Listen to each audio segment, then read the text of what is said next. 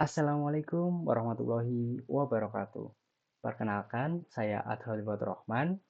Pada kesempatan kali ini, saya akan mengajak teman-teman untuk belajar bersama terkait pola radiasi antena. Nah, namun sebelum kita masuk ke terkait pola radiasi antena, mungkin saya ada dua pertanyaan buat kalian. Mungkin kalian juga pernah bertanya-tanya, bagaimana sih sinyal WiFi dari router di ruang tamu bisa sampai ke kamar kalian?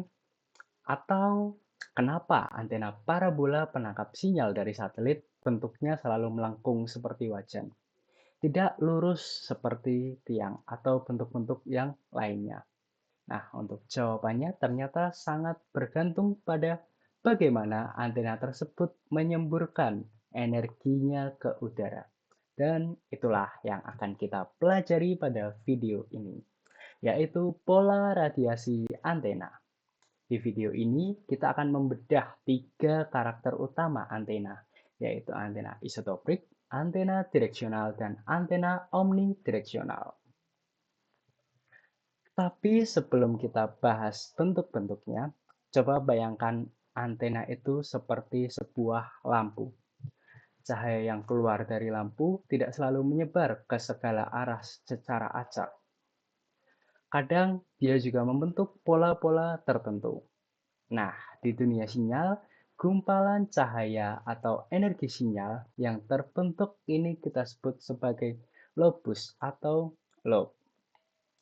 Mungkin kalau kalian baca di definisinya, lobus ini merupakan wilayah atau area yang memuat daya pancar. Memuat daya pancar. Mungkin sederhananya begini.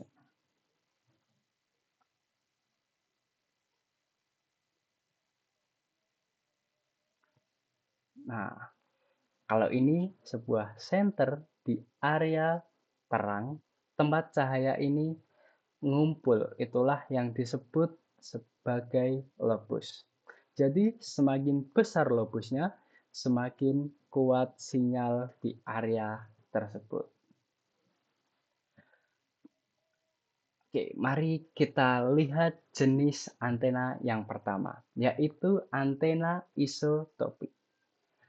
Sebenarnya antena isotropik ini mungkin cukup mustahil ya ada di dunia nyata atau di kehidupan kita. Jadi ini merupakan murni konsep matematis semacam standar yang dipakai ilmuwan untuk membandingkan antena sungguhan. Mungkin analogi yang cukup pas untuk antena ini adalah sebuah lampu bolam yang menggantung di tengah-tengah ruang hampa atau di tengah-tengah ruang kosong.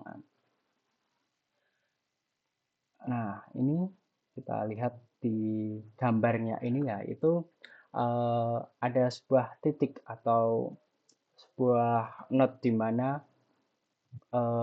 sumber radiasinya berasal dari sini dan akan memancar ke segala arah. Nah, karena sumber titiknya berada di tengah, maka dia memancarkan radiasinya itu ke segala arah dengan porsi yang sama persis atau dengan pembagian arah pancarnya itu sama persis. Nah, karena kecepatannya itu sama dan jarak jangkauannya juga sama ke semua sudut tadi, kalau kita hubungkan ujung pancarannya, dia akan membentuk sebuah bola tiga dimensi yang cukup sempurna. Jadi polanya itu adalah sebuah membentuk bola tiga dimensi yang sempurna. Dan karena energinya menyatu merata tanpa ada terpecah-pecah atau terbagi-bagi, antena ini hanya punya satu lobus utama atau hanya memiliki satu lobe. Oke, mari kita lanjut lagi ke antena kedua. Nah, sekarang kita bayangkan lagi nih teman-teman. Saat kita sedang camping di sebuah hutan yang mungkin gelap ya atau di gunung. Nah, dan teman-teman ingin memberikan sinyal ke teman lainnya di bukit seberang yang letaknya mungkin cukup jauh. Dan apakah teman-teman akan memakai lampu bolam tadi? Mungkin tentu tidak ya, karena cahayanya akan terbuang secara sia-sia.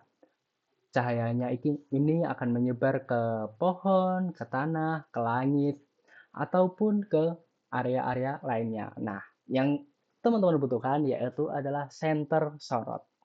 Di dunia sinyal ini, senter sorot ini adalah antena direksional. Nah, ini dari antena direksional dari gambarnya ini sudah terlihat ya. Jadi antena ini memaksa mayoritas energinya untuk fokus ke satu arah tertentu saja. Nah, arah fokus ini disebut major lobe atau arah pancar utama. Ini yang membuat sinyalnya itu bisa nembak sangat jauh atau cukup jauh. Tapi mungkin teman-teman juga sudah tahu ya, kalau kita menyalakan sebuah senter di tempat yang sangat gelap, selalu ada sedikit cahaya yang bocor, yang menerangi tangan kita, atau menyebar sedikit ke samping. Nah, antena pun juga seperti itu. Dia juga tidak bisa 100% fokus ke depan, atau hanya ke arah pancar utamanya saja. Nah, di sini terlihat itu adalah kebocoran energi ke samping yang kita sebut sebagai side lobes. Dan energi yang mantul atau bocor ke belakang persis sejauh 180 derajat ya. Nah, ini kita sebut sebagai back lobe. Energi di sini di side lobe dan back lobe ini terbuang sia-sia atau tidak terpakai. Jadi semakin kecil ukurannya, semakin bagus pula antena direksional tersebut. Nah, selanjutnya kita masuk ke antena ketiga. Jenis antena ini yaitu adalah antena omnidirectional. Jadi, coba teman-teman bayangkan nih, sebuah bola isotropik yang tadinya adalah sebuah balon karet ya. Ini adalah sebuah balon karet. Lalu teman-teman tekan ke bawah atau kita pipihkan dari atas dan bawah menggunakan kedua tangan.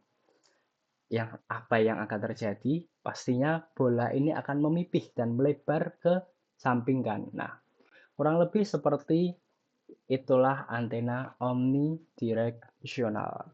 Ini antena omnidirectional. Nah, tapi antena omnidirectional ini tidak membuang energinya tembak lurus ke atas atau ke bawah. Jadi ini enggak ya. Antena ini mengumpulkan energinya untuk merata secara horizontal atau melintang, menjangkau seluruh mata angin seperti utara, selatan, timur, dan baratnya. Jadi arahnya itu bukan ke atas dan ke bawah. Itulah kenapa bentuknya menjadi seperti donat. Nah, tapi teman-teman jangan lapar ya nonton video ini. Dan antena ini sangat cocok untuk tower radio pemancar di tengah-tengah kota yang ingin menjangkau seluruh area di sekitarnya atau pemukiman di sekitarnya.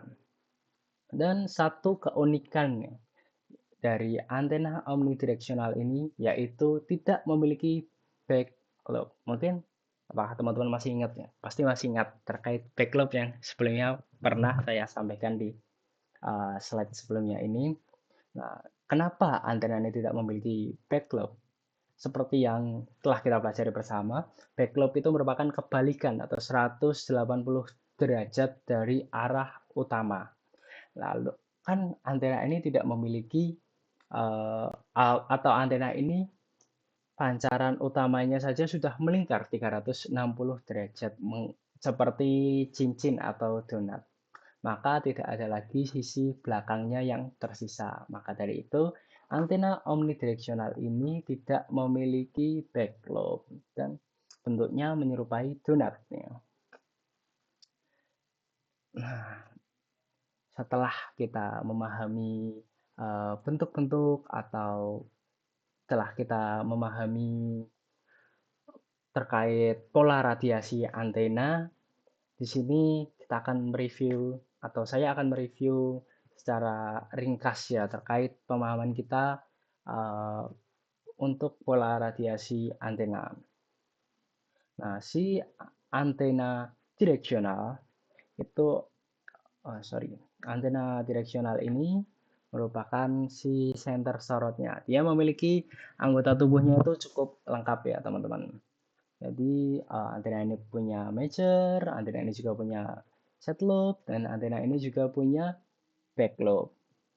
Nah, sedangkan pada omnidireksional, si pemancar di tengah kota ya, itu tidak memiliki atau tidak memiliki back lobe.